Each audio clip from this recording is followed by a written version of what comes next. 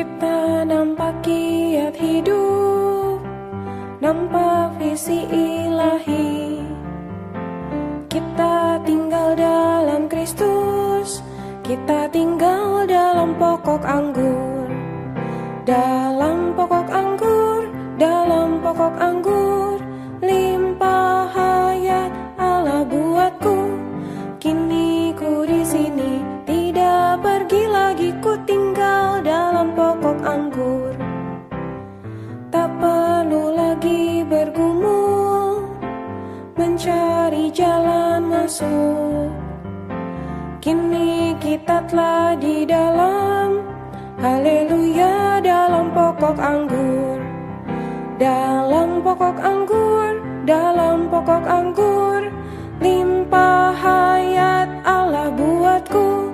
Kini ku di sini, tidak pergi lagi, ku tinggal dalam pokok anggur. Urapan kerja di batin, urapan yang ilahi, urapkan hakiki Allah saat tinggal dalam pokok anggur. Dalam pokok anggur, dalam pokok anggur, limpah hayat Allah buatku. Kini ku di sini, tidak pergi lagi, ku tinggal dalam pokok anggur.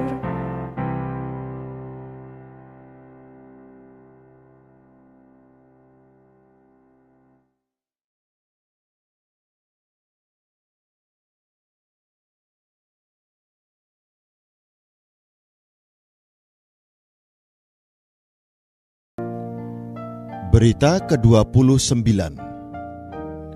Penyaluran Allah Tritunggal untuk menghasilkan tempat tinggalnya. Dalam berita ini, kita sampai pada titik pusat, inti dari Injil Yohanes. Pasal 14 adalah bagian pertama berita ini yang Tuhan sampaikan kepada murid-muridnya sebelum kematiannya. Untuk memahami berita ini, kita harus ingat bahwa Injil ini mewahyukan dua butir utama. Pertama, Tuhan datang untuk menjadi hayat kita. Kedua, Tuhan akan membangun kita bersama dalam keesaan dengan dirinya dan dengan Allah.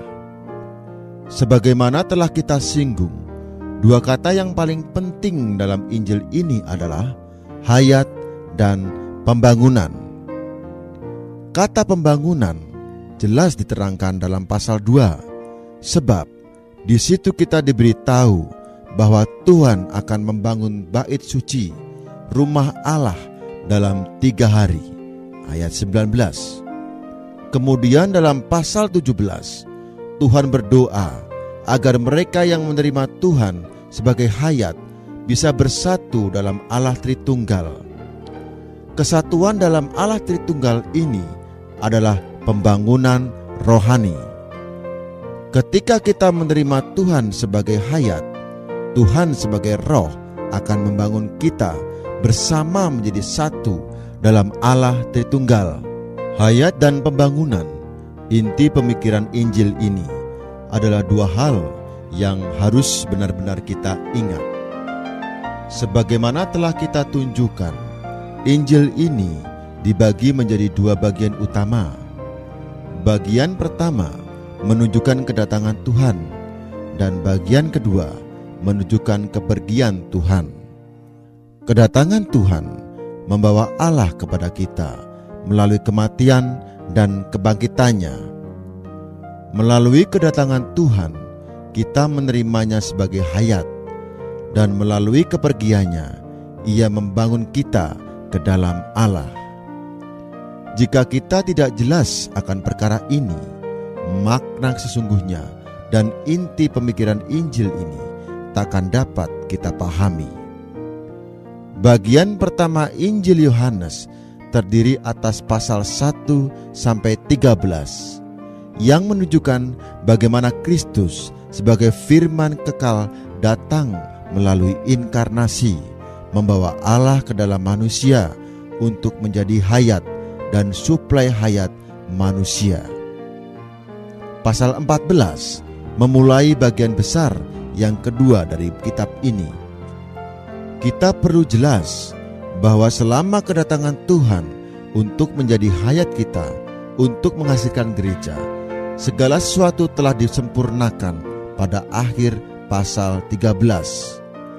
Kalau Anda mempelajari Injil ini dengan seksama, Anda akan nampak bahwa wahyu tentang Kristus sebagai hayat untuk menghasilkan gereja telah sepenuhnya digenapkan dalam 13 pasal ini. Jangan mengira bahwa pasal 14 sampai pasal 21 memuat wahyu yang lebih lanjut. Tidak. Bagian ini adalah suatu ulangan, perkembangan dari apa yang diwahyukan dalam ke-13 pasal sebelumnya. Dalam ke-13 pasal yang pertama, kita nampak bahwa Tuhan sebagai firman Allah dan anak Allah datang untuk menjadi hayat murid-muridnya, agar mereka semua memperoleh hidup yang kekal dan menjadi bagian dari gereja. Walaupun perkara ini jelas, namun kita tidak diberitahu bagaimana caranya Tuhan menyalurkan dirinya ke dalam kita sebagai hayat.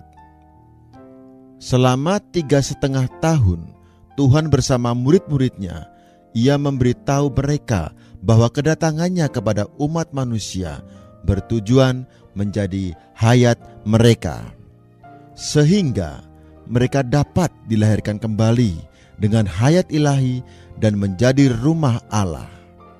Namun, hingga akhir pasal 13, ini tetap hanya sebagai satu wahyu. Bagaimana hal ini dapat digenapkan? Bagaimana Tuhan masuk ke dalam murid-muridnya dan menjadi hayat mereka?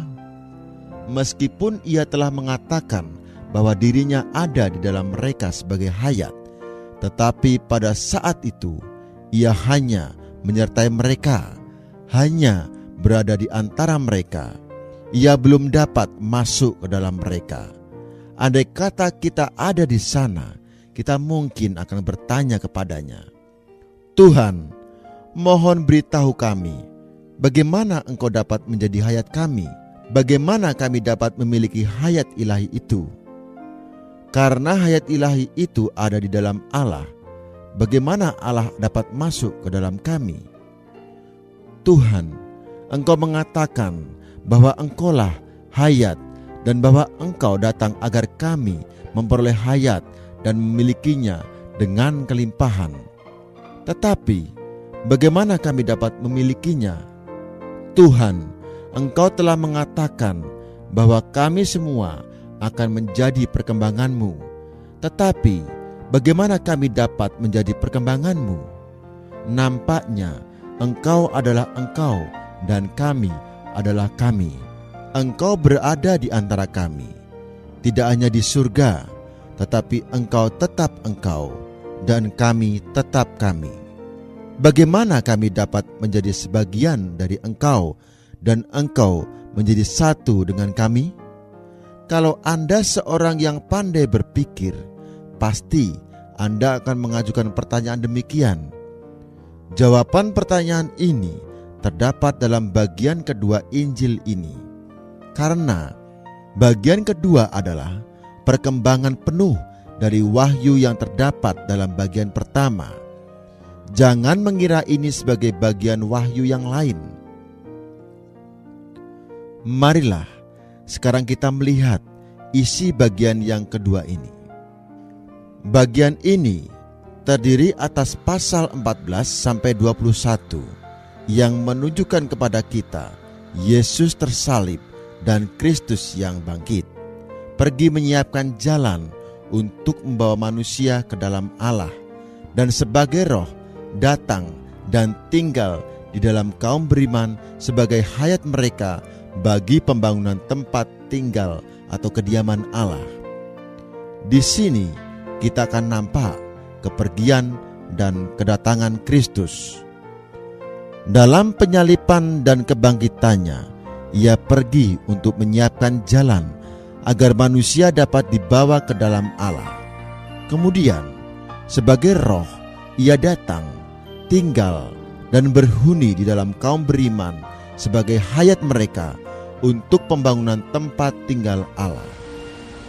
Kita perlu menggunakan sangat banyak waktu untuk memasuki seluruh perkara ini.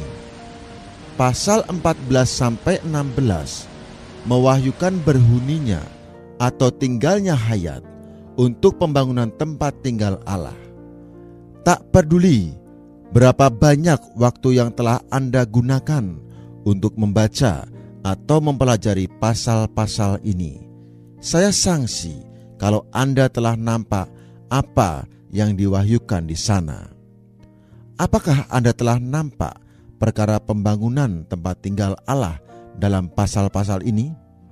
Secara amat rinci, ketiga pasal ini mengungkapkan bahwa Kristus sebagai hayat yang berhuni atau tinggal di dalam adalah untuk pembangunan tempat tinggal Allah. Kini kita sampai pada pasal 14. Pasal ini memuat suatu perkara yang sangat penting, penyaluran Allah Tritunggal untuk menghasilkan tempat tinggalnya. Di sini kita nampak dua butir, penyaluran Allah Tritunggal dan dihasilkannya tempat tinggalnya. Katakan dengan jujur kepada saya, sebelum membaca berita ini, pernahkah Anda menyadari bahwa Yohanes pasal 14 mengatakan tentang penyaluran Allah Tritunggal untuk menghasilkan tempat tinggalnya? Tiga kealahan, Bapa, Anak atau Putra, dan Roh, jelas disebutkan dalam pasal ini. Walaupun banyak orang Kristen mengatakan tentang Allah Tritunggal, namun tidak banyak yang mengetahui wahyu yang penuh tentang Allah Tritunggal dalam pasal ini. Pasal 14 tidak hanya suatu wahyu tentang Allah Tritunggal, tetapi juga wahyu tentang penyaluran Allah Tritunggal ke dalam kaum beriman untuk pembangunan tempat tinggalnya. Dalam berita ini, kita hanya akan membahas beberapa ayat permulaan. Kesatu, Yesus pergi melalui kematian dan Kristus datang dalam kebangkitan untuk membawa kaum beriman ke dalam Bapa. Dalam pasal 14 ayat 1-6, kita nampak Yesus pergi melalui kematian dan Kristus datang dalam kebangkitan untuk membawa kita kaum beriman ke dalam Bapa. Perkara ini sangat penting. Perhatikanlah bahwa bukan Kristus pergi dan Yesus datang, melainkan Yesus pergi dan Kristus datang. Ini bukan menerangkan kepergian Yesus ke surga dan kembali pada kali yang kedua, bukan, tetapi menerangkan kepergian Yesus melalui kematian dan kedatangan Kristus dalam kebangkitan membawa kaum beriman ke dalam Bapa. Perkara yang sangat besar ini tercatat dalam ke-6 ayat pertama pasal ini. Yohanes pasal 13 ayat 3 maupun pasal 14 ayat 2-3 mengatakan tentang kepergian Tuhan. Pada saat itu, Tuhan memberitahu murid-muridnya bahwa Ia akan pergi. Menurut konsepsi alamiah, kepergian Tuhan berarti Ia meninggalkan murid-murid untuk pergi ke suatu tempat. Murid-murid tidak mengerti maksud Tuhan. Sesungguhnya selama 2000 tahun ini kaum beriman telah salah paham terhadap pasal ini. Bahkan hari ini tidaklah mudah untuk mengerti apa maksud Tuhan ketika Ia mengatakan bahwa Ia akan pergi. Kini dengan bantuan Roh Kudus kita telah menemukan makna yang tepat. Tuhan akan pergi melalui kematian dan kebangkitan. Ketika Ia mengatakan bahwa Ia akan pergi, yang dimaksudkan ialah bahwa ia akan mati dan dibangkitkan. Kemanakah Tuhan Yesus pergi? Murid-murid tidak jelas akan hal ini. Kalau Anda membaca pasal 12-16, Anda akan mengetahui bahwa seolah-olah Tuhan tidak memberitahu murid-murid dengan jelas dan pasti kemana ia pergi. Saya telah menggunakan banyak waktu untuk mengetahui firman dalam bagian ini, kemana Tuhan Yesus akan pergi. Saya tetap masih ingat ketika saya duduk di depan seorang guru besar dari kaum saudara lebih dari 40 tahun yang lampau. Pada suatu malam, ia menyampaikan berita seluruhnya tentang kemana Tuhan Yesus pergi. Dia berbicara banyak, tetapi sampai akhirnya dia tidak memberitahu kita kemana Tuhan pergi. Seolah-olah Tuhan tidak mengatakan kemana ia pergi, tetapi sebenarnya ia sudah menyatakannya dengan jelas.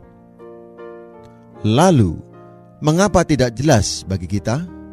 Karena meskipun perkataan Tuhan sendiri sangat jelas, tetapi tidak dikatakan menurut konsepsi alamiah kita.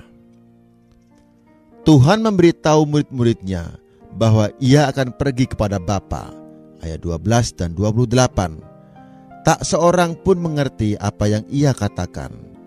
Menurut konsepsi manusia, kepergiannya kepada Bapa berarti ia pulang ke surga.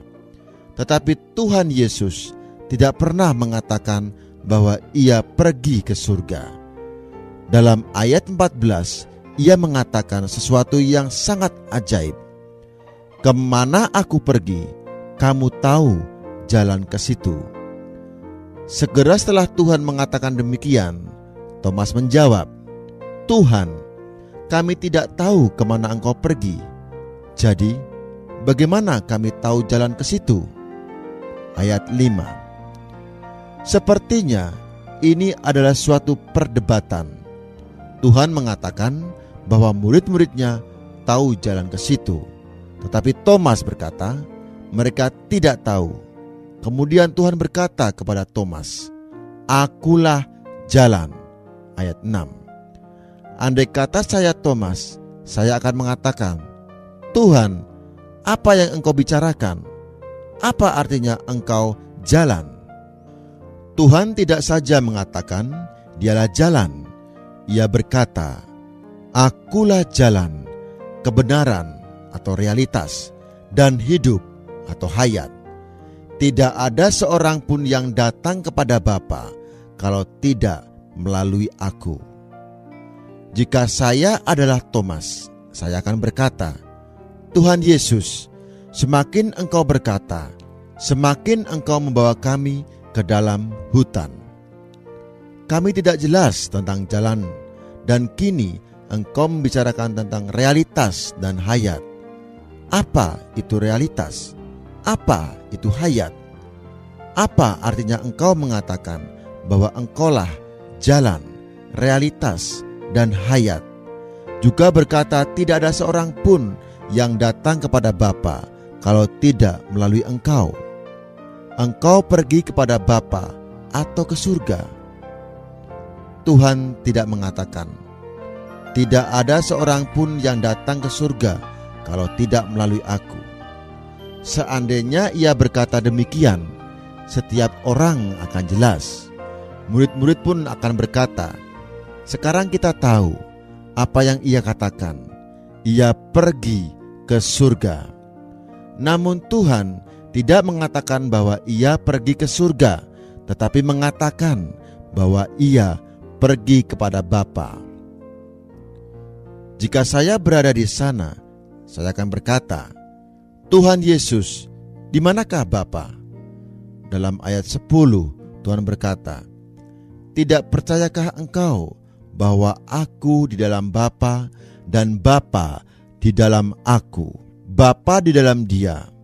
Tuhan mengatakan bahwa ia pergi kepada Bapa, namun ia sudah berada di dalam Bapa dan Bapa di dalam Dia. Betapa membingungkannya hal ini. Tak seorang pun dapat memahaminya. Dalam menjawab pertanyaan, "Di manakah Bapa?" orang Kristen teologis telah memberi jawaban yang baik. Mereka mengatakan bahwa Bapa ada di dalam surga. Dan ketika Tuhan mengatakan bahwa Ia pergi kepada Bapa, berarti Ia pergi ke surga. Kalau masalahnya demikian sederhana, pasti takkan membingungkan setiap orang. Tetapi masalahnya tidak begitu sederhana. Inilah sebabnya pada saat itu tak seorang murid pun yang tahu di mana Tuhan akan pergi, dan mengapa pula di antara kita banyak yang tidak dapat memahami hal ini ketika kita membacanya. Lalu, kemanakah tujuan kepergian Tuhan?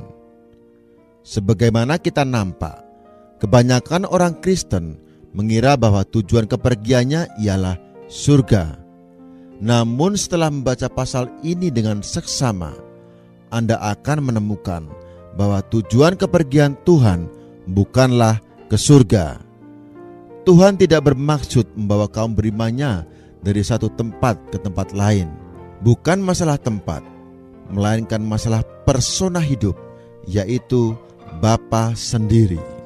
Tuhan pergi kepada Bapa, dan tujuannya ialah membawa murid-muridnya ke dalam persona ilahi, Bapa.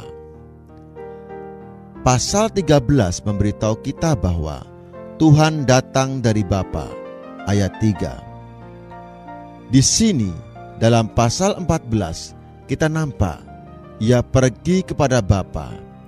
Tuhan datang dari Bapa melalui inkarnasi, membawa Allah ke dalam manusia. Kini Tuhan pergi kepada Bapa untuk membawa manusia ke dalam Allah.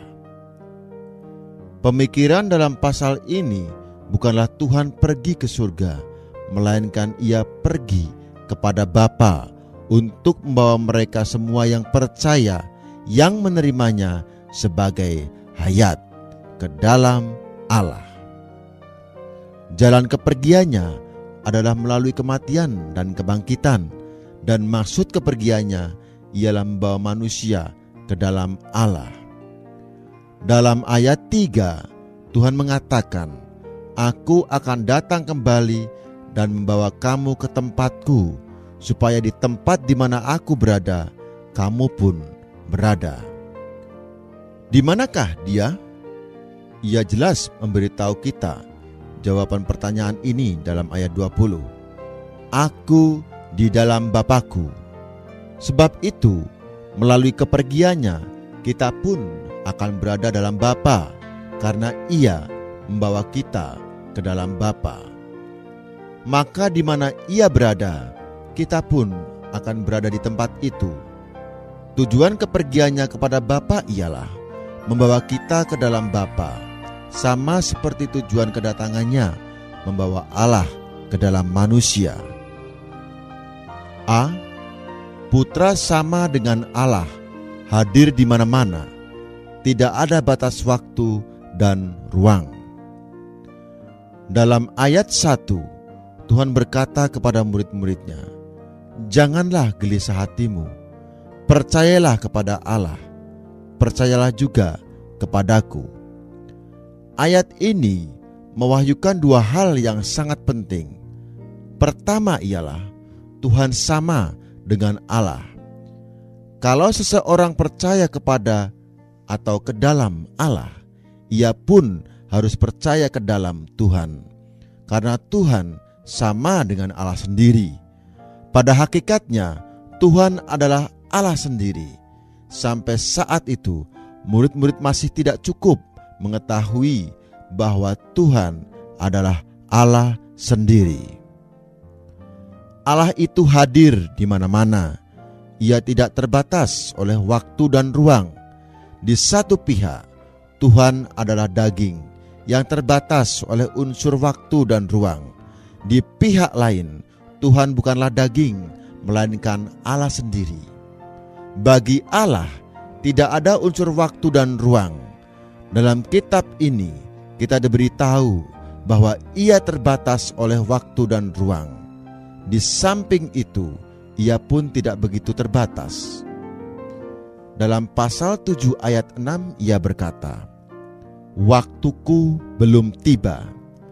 Ini menunjukkan bahwa walaupun ia adalah Allah yang kekal, tak terhingga, tak terbatas, tetapi ia hidup di bumi sebagai manusia, terbatas dalam masalah waktu. Dalam pasal 3 ayat 13 ia berkata, "Tidak ada seorang pun yang telah naik ke surga selain Dia yang telah turun dari surga, yaitu Anak Manusia yang tetap ada di surga." Ayat ini menunjukkan bahwa ketika Tuhan berada di bumi, Ia masih tetap berada di surga. Ini berarti sebagai Allah yang sejati, Ia senantiasa hadir di mana-mana. Padanya tidak ada batas waktu dan ruang. Mengapa Tuhan mengatakan kepada murid-muridnya bahwa Ia sama dengan Allah? Sebab ketika Ia memberitahu murid-murid bahwa Ia akan pergi, mereka mempunyai konsepsi manusia bahwa kepergiannya berarti Ia akan meninggalkan mereka.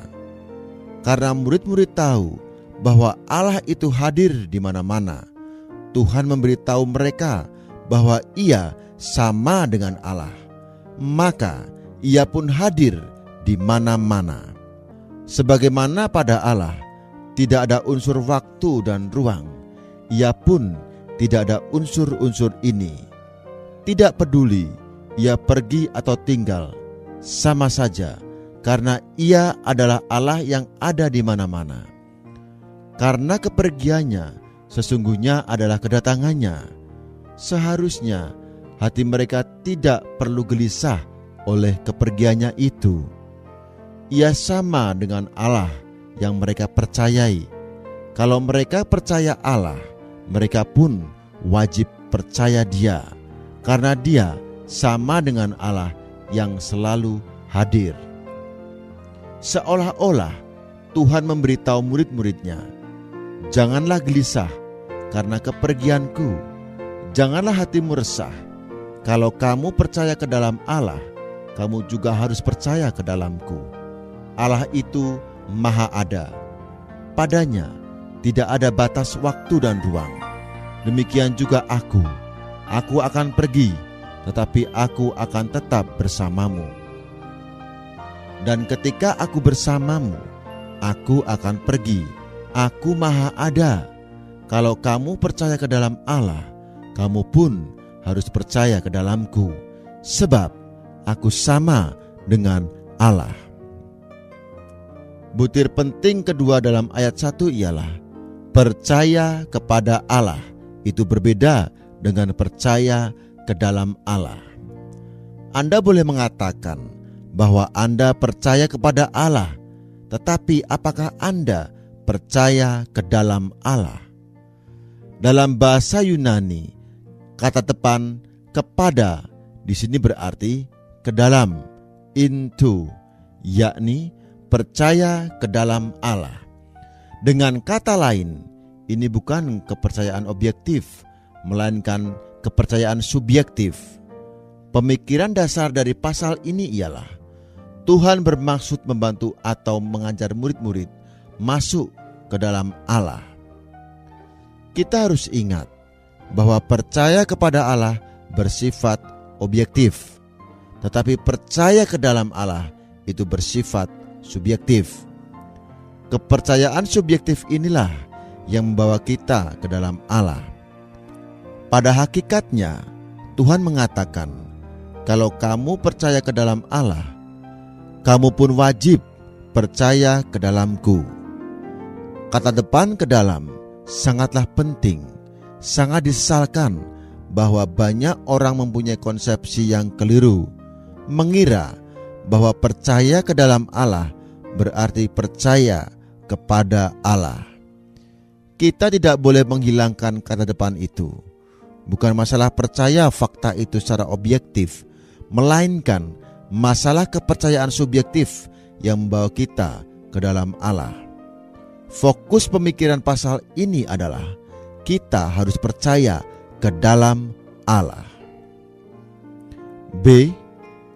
Rumah Bapakku adalah tubuh Kristus, gereja, rumah Allah. Menurut konsepsi alamiah, kebanyakan orang Kristen mengira bahwa rumah Bapa yang disebutkan dalam ayat 2 pasti mengacu kepada surga tingkat ketiga di mana Allah Bapa tinggal. Tetapi kita tidak boleh menafsirkan Alkitab menurut konsepsi alamiah kita, melainkan harus menerangkan Alkitab dengan Alkitab. Kita harus menjelaskan Alkitab menurut dan dengan Alkitab. Frase rumah Bapakku digunakan 2 kali dalam Injil Yohanes. Kali pertama digunakan dalam pasal 2 ayat 16. Di sana jelas mengacu kepada bait suci, mengacu kepada tempat tinggal Allah di bumi. Bait ini adalah lambang tubuh Yesus, pasal 2 ayat 21. Kita telah nampak bahwa bait ini dalam kebangkitan telah diperbesar menjadi tubuh Kristus. Kita harus memperhatikan sepenuhnya hal ini. Dalam pasal 2 ayat 16, rumah Bapakku adalah bait suci di bumi, bukan mengacu kepada suatu tempat di surga, melainkan bait Allah di bumi. Oleh karena bait suci itu adalah lambang tubuh Kristus, maka tubuh Yesus itulah kemah atau tabernakel, pasal 1 ayat 14, yaitu bait suci menjadi tempat kediaman Allah di bumi. Penjelasan frase rumah Bapakku telah jelas ditujukan dalam pasal 2. Kita harus menerapkan penjelasan ini pada pasal 14 ayat 2, di mana terdapat frase yang sama. Kita tidak seharusnya menganggap bahwa frase dalam pasal 14 ayat 2 berbeda arti dengan frase yang sama yang terdapat dalam pasal 2 ayat 16. Itu tidak logis, karena digunakan untuk kali kedua dalam Alkitab yang sama. Tentu frase ini mempunyai definisi yang sama sebagaimana digunakan pada kali pertama. Karena itu, rumah Bapa dalam pasal 14 harus juga berarti tempat kediaman Allah di bumi. Tidak dapat diartikan surga tingkat ketiga. Dalam pasal 2, pada akhirnya rumah Bapa adalah tubuh Kristus, dan dalam pasal 14 harus juga tubuh Kristus. Tak seorang pun dapat menyangkal hal ini.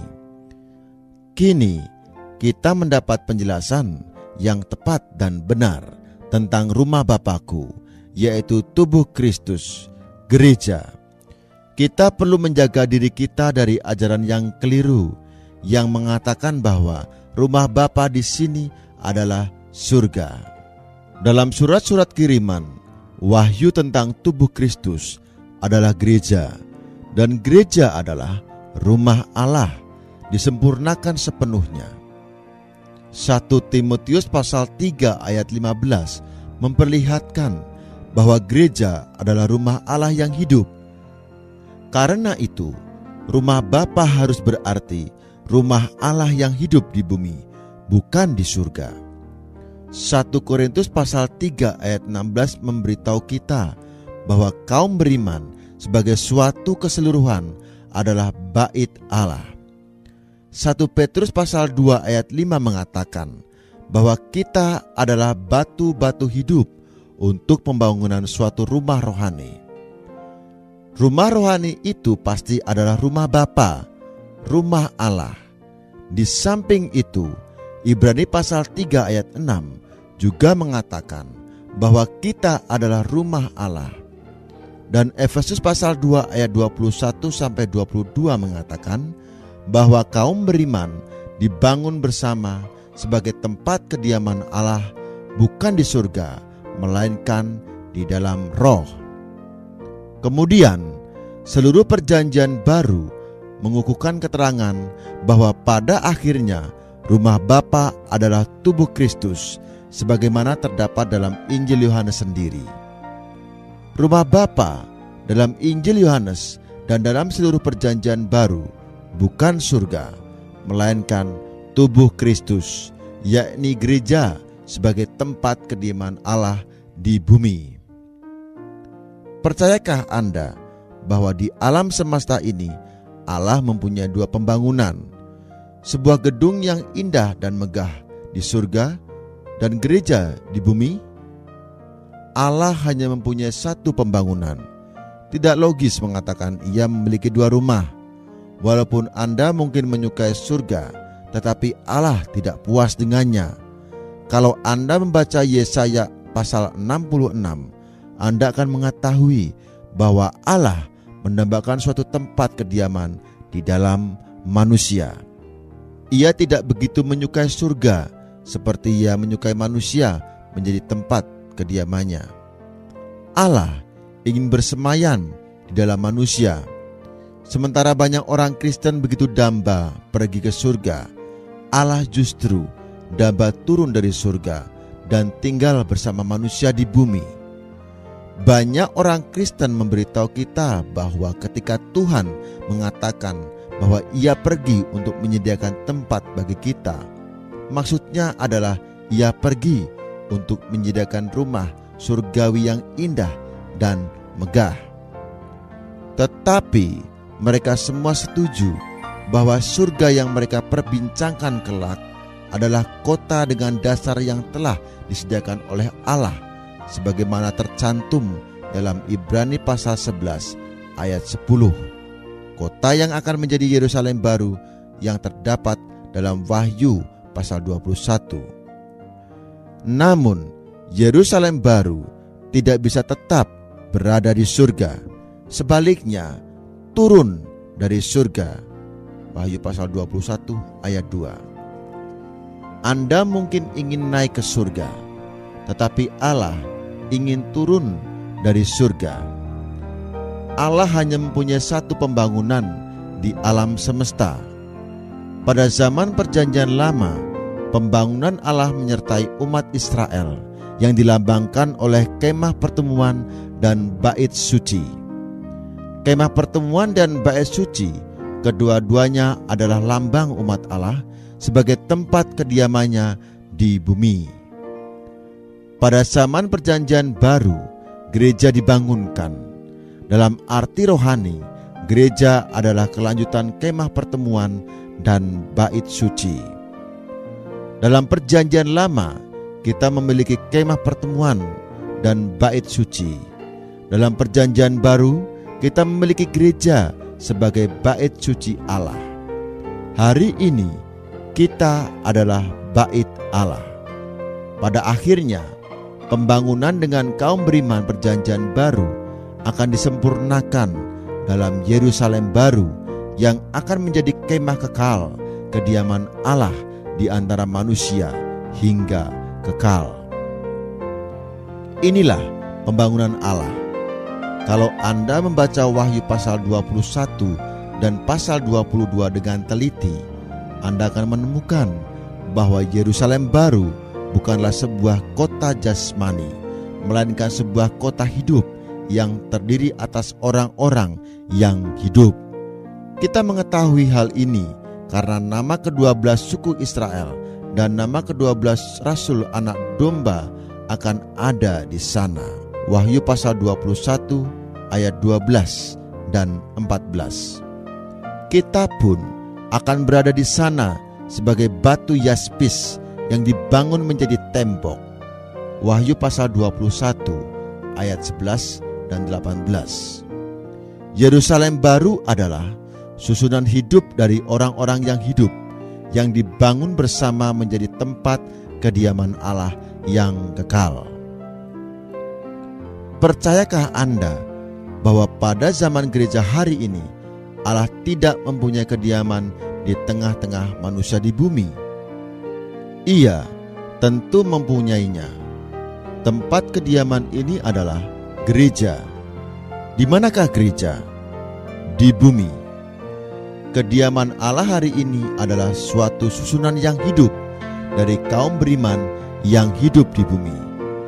Di mana saja kita, kaum beriman yang hidup, dibangun bersama, Allah memiliki suatu kediaman di bumi.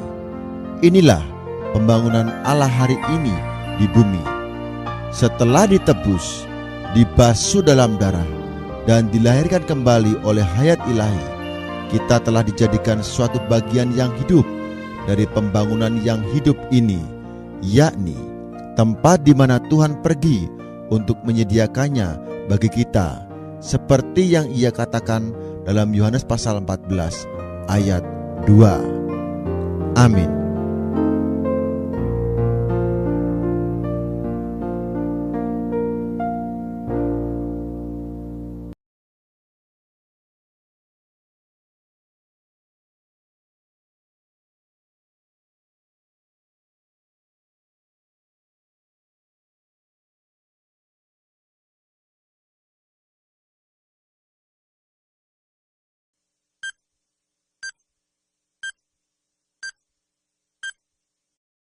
Olahraga di masa tua, kunci panjang umur, dan otak tajam.